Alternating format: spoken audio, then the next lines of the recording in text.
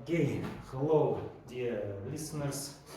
Welcome to the best podcast in Kazakhstan. I'm your host Nurzhan. Today we are discussing the question if the Kazakhstan should host Olympic Games or the FIFA World Cup.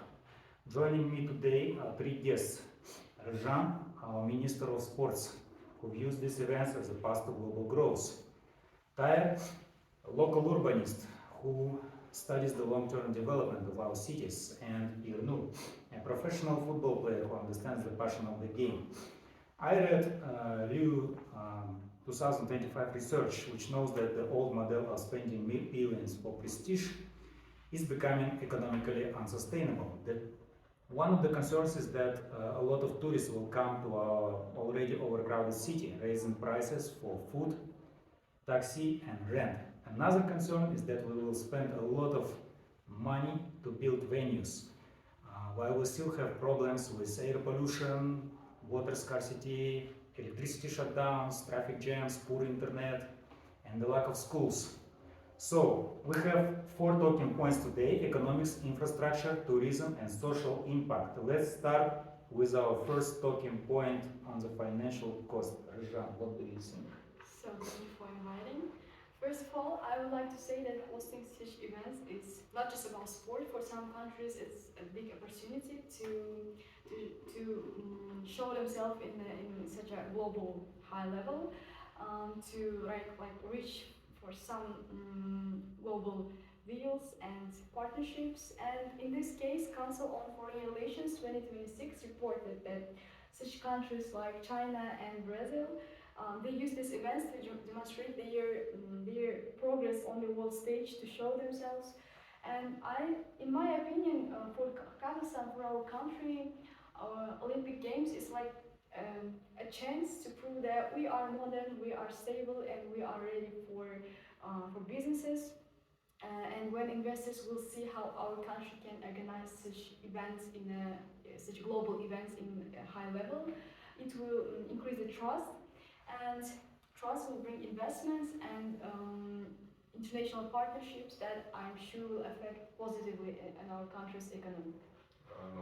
Ryszhan, showing progress is one thing, but paying for it another. I have to ask at what cost? In their 2016 study, Going for Gold, the economics of the Olympics, Bade and Madison explained the winner curse. This is when the city that wins the bid is actually one of the most overestimates the event's value, leading to the money losing proposition. Most hosts end up with a bill 3 times higher than they expected. Okay, there I hear you about the course, but isn't it a problem management? Because in the 2025 research study, make it and his team found that countries with a higher level of economic freedom achieved better financial outcomes because they have less government outcomes and waste. So if we keep our market open and efficient, we can actually turn our profit. So, what do you think, Minister Ryszhan? Do you think our minister can handle the level of efficiently? This is exactly our goal, Yernur. We want to use that economic freedom to avoid the debt Tair is worried about. Okay, thank you all for your opinions. Let me summarize to better understand your point of views. Ryszhan, you see the bid as the vital signal to investors, right? Tair, you warn that winners usually overpromise and end up in the money-losing trap, right? Yernur, you argue that economic freedom is the tool to stay profitable. As Boto Garcia and Santana Galego note in their 2025 study, most mega events run a deficit, so we must be realistic from day one. Now let's move to the second talking point about infrastructure. Tair, can you begin with your opinion? Yes, building on the idea of being realistic, look at the budget history. Badir and others in the Oxford Olympic Study 2024 found that Olympics are the only mega project, the only type of mega project that never delivers on budget. They call it the blank check syndrome, where the host forced to pay overruns that are on average 160% higher than promised. We end up with expensive stadiums that sit empty and rot. Okay, Tair. I agree with you, but the empty stadiums are a nightmare, but the type of event is matters. In his research, the effect of hosting mega sporting events on Asian countries' economic growth, Alpha finds that while Olympic Winter Games often don't boost the growth, but Summer Olympic Games have a positive effect in Asian countries. So, like a kind of World Cup is even better because we already have a football culture in those stadiums. So, Tair, wouldn't you prefer buildings that people actually use every weekend? I agree with you, Yernur, completely agree. You're right about building for the long term. Honestly, in the past, many countries made a mistake in building expensive facilities that were actually not useful after the Olympic Games. And in this case, Britannica report in their article mentioned that Los Angeles mostly used stadiums and facilities that already existed instead of building expensive ones. And because of this, and because of they earned much more money from TV broadcasts, they became the first city in many years to make a profit from hosting the Olympics, ending up with $215 million surplus. And also there is a next research from Wikipedia. In 2026, they also mentioned that Paris 2024 Olympic Games also used 95% of existing infrastructure. That's amazing. Yeah, and they kept their building cost very low. So that means that instead of building useless areas, we can improve our roads, airports, and transportation that people will use every day. And it means that the benefits will continue after the Olympic Games also. That's my point. Ryszhan, the Paris model sounds good, but your study shows that even reuse and retrofit policies didn't lower cost overruns Tokyo or Paris. Aren't we just repeating the same mistakes with another names? Makes sense. Okay. Let me summarize the second block to better understand your opinions. Tair, you warned that these projects are blank checks that always go over budget. Okay? Yernur, you argued that summer games and World Cups fit our culture better and avoid waste. Right? Absolutely. Okay, Ryszhan, you point to the Paris model of using 95% existing buildings to save money, right? Okay, this matches Ren's point that success depends on infrastructure readiness, how well these buildings fit into everyday life. Now let's move to our third talking point about tourism. Ryszhan, can you start? Yeah, let me start. Actually, we all know that this kind of major events always bring global attention. And in this case, most of the data shows that this event can bring a massive number of visitors. And the Britannica resource in 2026 report that the same 2024 Paris Olympic Games attracted for about 4.2 million of new travelers, resulted in 181,000 jobs and used 90% of French suppliers, which is really amazing statistics.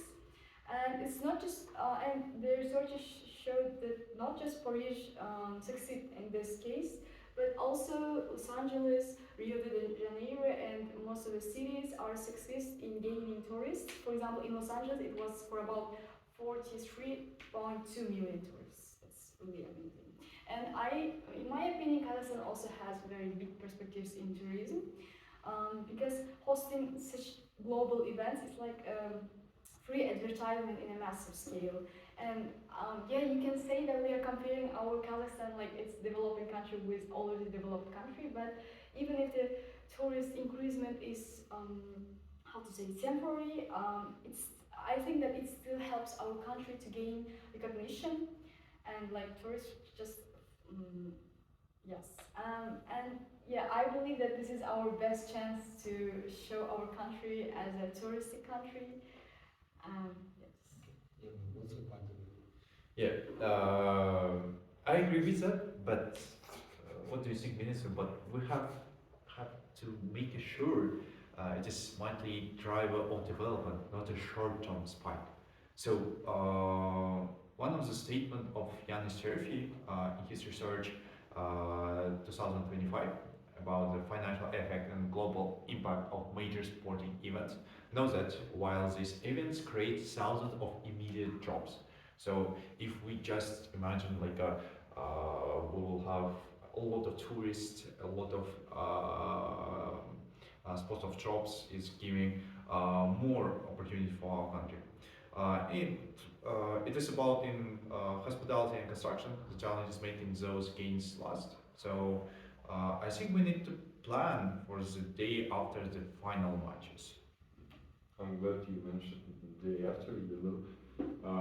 In her 2020 paper, should countries host the Olympics, Emily had found that hosting actually no term changes GDP or trading. More worryingly, her research shows that hosting can increase poverty gap, as money is taken from schools, from hospitals to pay for the expensive party in the games. Ryszhan, how do we tell a family in a rural village that a new stadium is more important than their local clinic? Tair, we don't have to choose because Investopedia knows that the infrastructure we build, like for example water systems and roads, will actually help very of the families. Okay, guys, let me summarize your opinions. Ryszhan, you highlight the 45% Paris tourism surge as a goal. Yernur, you remind us that these events create thousands of jobs, even if they are temporary, right? Yes, Okay. sure. Tair, you warn that the poverty gap can widen when we prioritize stadiums over social needs. Not can be, it would. Okay. Researchers Bota Garcia and Santana Gallego also remind us that the crowding out effect, where regular tourists stay away because of high prices and crowds. Now let's move to our fourth and final talking point about social impact. Yernur, can you start with your opinion about this? Thank you, Nurzhan. I think if we summarizing our talk about the economy, the real value is in the feel-good effect. Like Yanis Cherfi explains that the World Cup brings social cohesion and national pride. Seeing our flag on the global stage and our different backgrounds are given more goal for our young generation. That unity is a legacy you can put into a bank account. So it is really profitable for us. Tair, what do you think about the nation needs of the kind of inspirations? Inspiration is wonderful, but it doesn't pay the rent. Emily had, again, in 2020 reminds us that democratic cities like Oslo and Boston, voters said no because they preferred spending on healthcare. Why would that big players would say no to the big games? They realized that pride often comes at the expense of the poor. who are sometimes forcibly displaced from their homes to make room for Olympic villages. So it is like a relatable to the pride, yeah? Is that the kind of unity we want? Okay, I hear you. Tair wants us to choose between pride and schools, but many residents in places like Sochi sell these games as a way to get public goods such as new water systems, roads, and transportation, which wouldn't have been done otherwise if not Olympic Games, honestly. And so, what I want to say that these events can push our governments to complete long delayed projects faster, improving the quality of our citizens' life. So yes, and also Britannica in 2026 also mentioned that a majority of people in 18 of 21 countries stated that their country's performance at the Olympic was important to their national pride, including 91% of Kenyans, 86% of Filipinos, and 84% of Turks. So, which means that we should not underestimate the social impact of these games also, because I believe that these games are like unite our people, also gives a big motivation for young generation, especially in like in the area of sport. So Yes. Yeah. yeah, it is about using the pride of the game to fuel the growth of country. It is like honestly very fun to listen to that. But again, behind that, as long as the players and the people both win, that can be also useful. Yeah. Okay. Yes.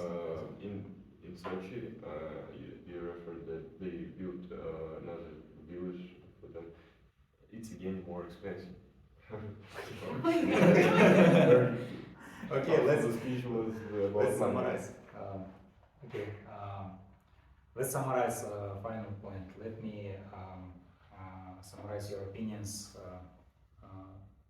Yernur, you believe that national unity and pride are priceless. Right? Sure. Okay. Tair, you warn that this pride often costs the poorest citizens their homes and social services. Okay. Ryszhan, you argue that hosting is the ultimate soft power tool to secure our future. Absolutely. Okay.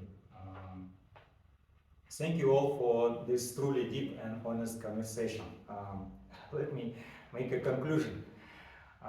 As the sources suggest, our guests suggest, hosting mega sport events is often presented as an opportunity to stimulate tourism, employment, and international visibility, while encouraging investment in infrastructure and public services. Yet these potential benefits must be weighted against substantial cost. For Kazakhstan, this implies strategic planning, effective public management, transparent governance, and carefully designed post-event policies. All of this must be critical, and not only to maximize benefits, but also to limit financial risk and ensure long-term viability. Thank you all for this podcast. Let's meet next week. Yeah. Okay. Thank Thank you, guys. Okay. It was. Yes.